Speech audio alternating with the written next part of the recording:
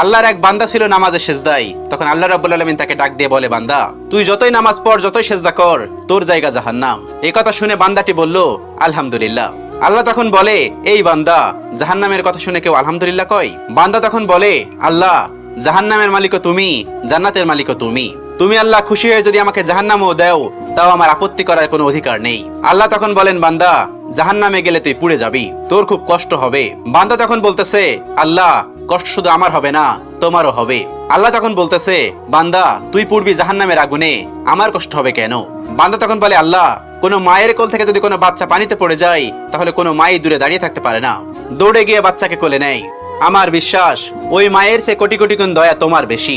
আমাকে জাহান্নাম দিলে তুমিও আল্লাহ শান্তি পাবে না। আল্লাহ তখন বলে, বান্দা, এই দলিল তুই কই পাইলি? বান্দা তখন বলে, আল্লাহ, আমাদের জাতির পিতা ইব্রাহিম আলাইহিস সালাম তোমার প্রেম মুখে নিয়ে যখন নমরুদের আগুনে পড়ে গেল, তার আগেই তুমি বলে